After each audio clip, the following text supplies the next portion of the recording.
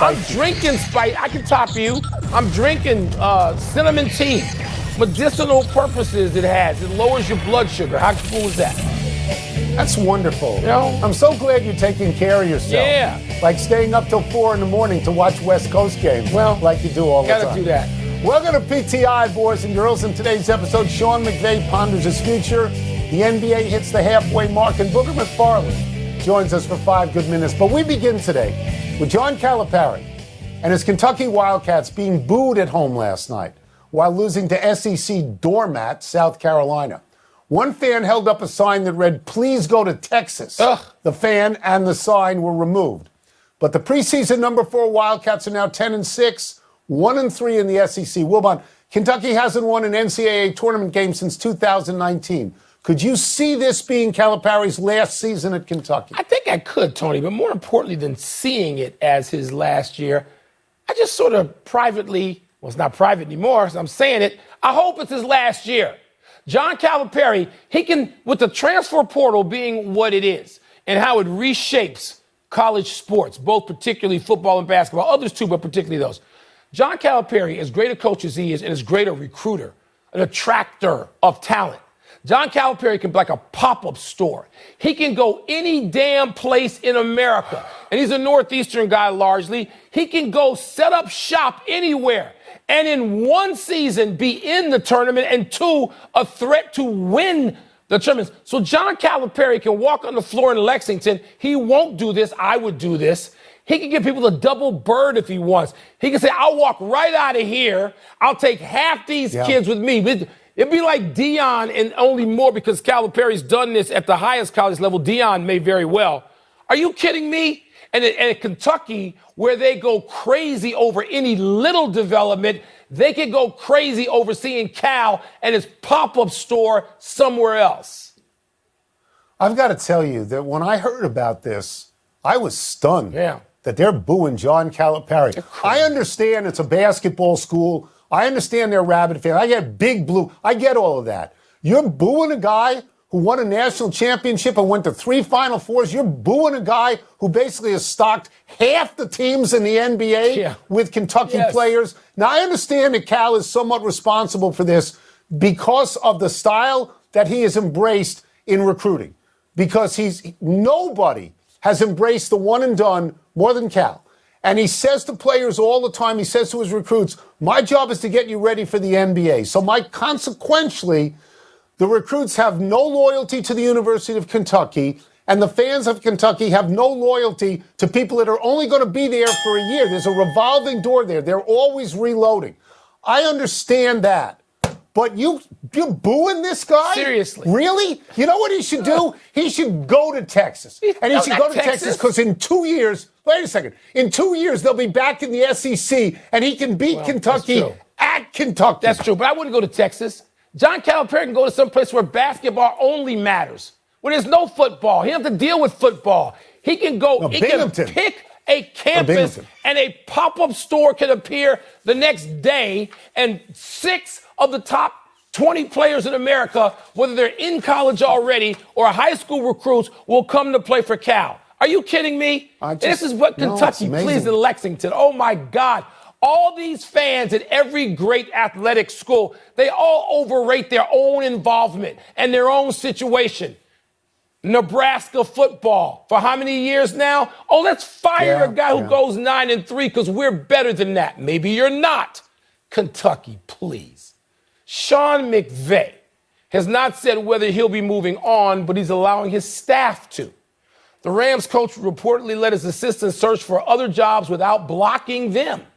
Offensive coordinator Liam Cohen has already announced that he'll be returning to Kentucky in the same position there. Tone, McVay signed an extension last offseason through the 2026 season. What, if anything, should the Rams do, and can they do anything, about all of this? I love the disgust in your voice when you said Sean McVay. Yeah. I know where you are in this story. Yeah. Here's what should happen.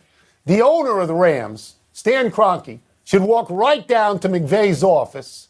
He should close the door first, and he should ask this question. What the hell are you doing? Then he should lock the door, and he should say this, right? Because I wrote this down. You're not leaving this office until this thing is settled. I don't care if we go all night and into the next morning. You either want to coach the Rams or you don't, but you need to let me know now because you signed a contract and you took our money, and if you want to leave, we want compensation, and if you want to play Hamlet, do it on your own time. This is amazing to me, this story. Sean McVay told his coaches they could leave. The team is in disarray. They won the Super Bowl 11 months ago, and we're seeing them dissolve in front of our eyes, and their coach is walking around as if he's in a daze. He's having a midlife crisis, Mike. He's only 36. What is this? This strikes me as sort of the coaching version of Kyrie Irving. I would walk in, and it'd be a real short conversation if I was Kroenke. You in or you out? If you're in, get to work and call those assistants and keep as many of them as you can. If you want to go, he may not get compensation, Tony. If he goes to a network and makes a couple of $100 million, get out. I'm not getting any compensation. No. Do what you want to do. But we're not going to just sit here and wait for you like sort of Aaron Rodgers, speaking of another player who might keep you strung out for a few months. We're not doing that. In or out. Make up your mind now. Real quick, you got about 24 hours. Because we're going to need another coach, and they should be looking for another coach already. They should be. No, Mike, I understand if people are antsy about their jobs. I understand when they say, have I settled in too soon? I understand if they think, should I be doing something else? I've been lucky. You've been lucky. We have loved what we've done. I've loved newspapers. I've loved radio. I've loved television. But even if I had doubts about whether to take another job, I would have these doubts privately. This has been so public. McVay could stop this in a minute, and he hasn't done it. In or out? I don't get it. In or out? I don't get it. Let's move on. Question. The NBA has quietly reached the halfway point in its. You follow this more closely than anyone in America. Which one team do you think you can count on? One team. One. Count on to do what? I mean, if you give me a full question, I'll give you an answer. But just count on to do what? To be in the playoffs the 1st of May, which means you might have gone around. To win it all. To win it all? Win it all. Nobody. Win it all. Nobody. Okay. I'm not counting anybody. Because this is what is really great about the league right now, Tony. And you know, most of the years you and I have watched this, which has been way too many decades to even say out loud. You know, you got a couple of teams. You might have a third team. In a real good year, you got a fourth team. Tony, there's 4 deep in the East at least. And obviously you start with Boston and Milwaukee and Brooklyn if Kevin Durant is back and healthy. But we're already talking about ifs. And maybe Cleveland, although they haven't had enough heartbreak yet. And in the West, Tony, there's a posse of teams. I don't even know who leads it. I think Memphis, but I can make the case for Denver, among others. I mean, LeBron has won 5 or 6 straight now, or 5 out of 6. So there's a bunch of teams, Tony. There's 10 teams out there that can contend and may be the answer to that question. It is not your father's NBA or even your NBA and my NBA to say it's only 2 or 3 teams. It isn't. So the difficulty I have with this question is this. Injuries in basketball are more important than in any other sport. Yep. Baseball is not maneuvered ever by injuries. That's right. The NFL is not maneuvered by injuries except occasionally to a specific quarterback, but then there's always a Cooper Rush who can come in and hold the fort for a while. If you ask me what team can I count on, my next question is who's going to be healthy in May and June? Yeah. Because Steph Curry was just out, Durant is out, Booker is out, Zion is out, Anthony Davis is never in because he's always in street clothes. So I don't, there's a lot of teams I like, but I don't know because that league is more determined by injury than any other league. Tony, you're 100% right. And now you got more. Look at the range of people you mentioned and how many teams they're representing. So you've got so many teams, and if those people are there, New Orleans can be, with Zion healthy, the best team in the Western Conference. They can be that. Doesn't mean they will be. Count on? I ain't counting anybody yet. Too early for that. Let's take a break. Coming up, Tua is out and Lamar Jackson is all but. Where does that leave their teams this weekend? We will ask Booger McFarland. We'll also ask him whether he sees NFL potential in Stetson Bennett. Mike, at Kentucky, there are GoFundMe pages to buy Calipari out of his contract. Are these people crazy? Yeah. Let's dig into the NFL playoffs with our great friend from NFL Primetime and Monday Night Countdown. Today wearing a golf shirt from the Pelican Club in Tampa. Clearwater, Booger said. Mr. Booger McFarland. The first question is long, and it asks you for your defensive knowledge. Tua has been ruled out, Booger, for the Dolphins. Lamar Jackson likely out for the Ravens. If you are a defensive player for either of these teams, for Miami or for Baltimore, what are you thinking right now? I better say my prayers. That's exactly what I'm thinking. Because it's not the fact that the starter is out in Tua and Lamar. The backup may be out also when you start talking about Teddy Bridgewater and Tyler Huntley. So you may be on the third quarterback for Miami and Baltimore in Skylar Thompson and Anthony Brown. And as a defender, I know we are up the creek without a paddle, and we're going to have to cause some turnovers. We're going to have to score on defense. We're going to have to block a punt on special teams. The bottom line is Miami and both Baltimore, they will say the right things, guys. They will come out and they're going to play hard because I know those two coaches are going to make their teams play hard. But let's be real. When you're down to your second quarterback, things are a little shaky. When you're on your third quarterback, come on, man. Like, you really don't have a chance to win those ball games. But as a defender, you got to go out there and give it a shot. Another theme, Booger, which is sort of weird, is that all 6 wild card games are rematches, and I'm wondering how much of what happened in the regular season game affects the postseason redo. Well, the outcome really doesn't matter, Mike, because we all know it's a different game. But I tell you what you can learn. If I have an individual matchup as a receiver and a cornerback, I can really know how fast that guy is going to be. If I'm a defensive lineman going against an offensive guard, on tape, you really don't know how strong that guy is. But when you go against him, you get a really, really good feel. So the outcome of the matchup really doesn't matter. But the individual one-on-one battles, you can learn a lot from those, and you can take those and know, you know what? In the first matchup, XYZ worked against him, or it didn't work. So now I need to do the same thing, or I need to try something new. So you can always learn a little something when you go against a guy. Well, the top seeds going into this weekend, of course, are the Chiefs and Eagles.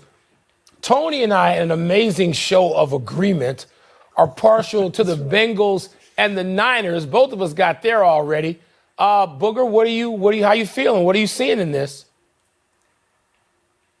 You know, that figures. You guys are front runners. You guys like the best teams, you know what I'm saying? So when you talk Bengals and Niners, to me, those are the most complete teams, right? Bengals, offense, defense, special teams, quarterback. Niners, everything around Brock Purdy. That defense is the best defense in football. Now, the hottest teams going in, if you look at Kansas City, Buffalo, maybe you look at Philadelphia, like those teams to me could be the hottest teams going in. So in the end, guys, it's going to be a great NFL playoffs. Here's what I'll say. Here's what I will say. I think when you look at the quarterback position, I like to take the quarterback and tie it to the head coach. And if you get that combination, to me, that's the winning combination. That's why you look at Kansas City and Andy Reid. On the NFC side, it's a little bit tougher. Is it Dak and Mike McCarthy? Is it Kyle Shanahan and a rookie quarterback? To me, whichever combination can play the most mistake-free football, their team's going to have a great opportunity to win. We get you out of here, not on a pro question, but on a college question. You know, you're an SEC guy, so you're going to take care on Georgia. Let me read this. Stetson Bennett IV, who's about to get into the AARP because he's like 80 years old. He's had an unbelievably great college career. Booger, he's got 2 championships, and he has shown out in those games. He has been great. What do you see in terms of pro potential for Stetson Bennett IV? Well, think about this. In the NFL this year, I think there have been almost 70 quarterbacks play. So there's a spot for Stetson Bennett in the NFL. I think he's a guy who's shown you he's a hard worker. Think about this, Tony. He was probably delivering your mail years ago. That's why they call him the mailman. Like, he was working for FedEx. Understand that. He goes from FedEx to walking on to now he's winning national championships. So think about that. Think about the perseverance that it takes to do that. Think about the mental toughness it takes to do that, all while knowing that ultimately you want to fulfill your dream of playing quarterback for the University of Georgia. To me, that's mental toughness. That's a young man that's driven. And if he sets his mind to playing in the NFL, there's no doubt in my mind he'll play because there's a spot. Doesn't mean he's going to be an all-pro. Doesn't mean he's going to be a Pro Bowl player. But we've seen guys, or you're going to see guys this weekend Guys that are third-string guys, they're going to get their opportunity to play in playoff football. So, yeah, there's a spot for Stetson Bennett. Thank you so much, Booger, as always. Thank you. Birthday, Ben Crenshaw. Crenshaw twice won the Masters in 1984 and 1995. He had 19 victories on the PGA Tour. He was celebrated as a great putter. Crenshaw played on Ryder Cup teams in 1981, 83, 87, and 1995, but he may be better remembered as the U.S. captain in 1999, when the U.S. team came back from being down 10-6, entering the singles matches on Sunday, and won the Cup at the Country Club in Brookline, Massachusetts. For some time now, Crenshaw and his partner Bill Corr have been designing golf courses. They did Sand Hills in Nebraska and Stream Song in Florida. They renovated Pinehurst No. 2, a U.S. Open course. I have played Chechessie Creek in South Carolina that they did. Wilbon, have you played Talking Stick in Scottsdale? Many times, Tony. That'll lead me to say this, spending a chunk of my time in a golf community, Scottsdale. It's amazing how many times you hear young golfers, some professionals, some not, talk about Ben Crenshaw's mentorship. And it speaks to his influence and how much they listen. And he is like a Pied Piper, has influenced such... Really? So many young golfers all over the place. Absolutely. I didn't know that. I didn't. Happy anniversary, Josh McDaniels. On this day 14 years ago, the Broncos hired the Patriots' 32-year-old offensive coordinator to succeed Mike Shanahan as head coach. McDaniels started out 6-0, but the Broncos faded to 8-8, and the next year, McDaniels was fired at 3-9. McDaniels went back to the Patriots, where he has 6 rings and 14 seasons as offensive coordinator. This season, McDaniels became a head coach again, taking over the Raiders after they declined to sign Rich Bisaccia, who took the team to the playoffs after John Gruden left. McDaniels was 6-11, and by the end of the season, he had basically fired Derek Carr. Maybe Jimmy Garoppolo or Tom Brady will reunite with their old OC.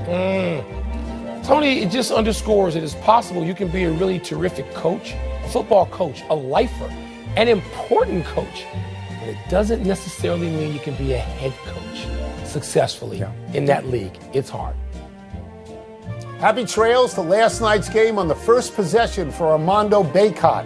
North Carolina's best player left the game with a left ankle injury, little more than a minute in, and later left the arena on crutches. Virginia then beat North Carolina 65-58, leaving the Tar Heels at 11-6 on the season, 3-3 in the ACC. Bacot was leading the ACC in scoring at 18.8 a game and in rebounding at 11.2, and he had scored 20 or more in the last 5 games. After reaching the national final last year and losing to Kansas, North Carolina was this year's preseason number 1, but they have fallen into the others receiving votes category.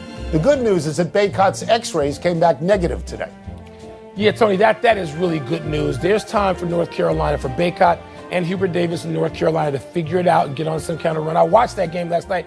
Virginia, they're in the mix again. I think they're ranked 13th now, and they got a formidable team once again. So you know what's interesting? You talk about the NBA being a jumble. College basketball is a jumble. Total. This year. Total jumble. There's no sense. That's fun. Yeah, I could give you 3 teams and you give me the field, and I don't know which way to make that bet. I agree with you. Think that because makes it there fun. appears to be no great team whatsoever. Really, it's like, let's go to the big finish. Everywhere. Damar Hamlin, discharged from the hospital in Buffalo. He's now back home. Your thoughts? Back home means you think he may be in attendance, just attendance, this weekend at a certain playoff game in Buffalo. Maybe, if not this week, the next week, maybe. Just glad he's improving. Carlos Correa passes physical with the Twins, and the deal and maybe the drama is done for now. You relieved?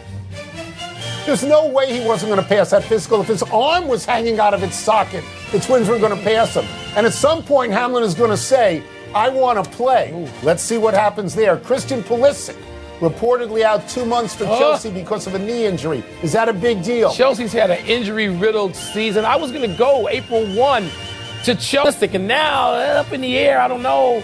Ricky Rubio is hoping to return. If he knows you're going to come, tomorrow. He'll get better. A year, tomorrow night, a year out after torn ACL. Is that significant for the Cavs? Really like Ricky Rubio. He's a great passer. Donovan Mitchell will love him. Last one, Naomi Osaka says she's pregnant, plans to return for the 2024 Australian Open. Your reaction? I don't care to project to that. Enjoy motherhood. Congratulations to Naomi Osaka. Good for her. We are out of time, and we will try and do better the next time. And I'm Tony Kornheiser. I'm Mike Wilbon. Same time tomorrow, knuckleheads. You can get the PT.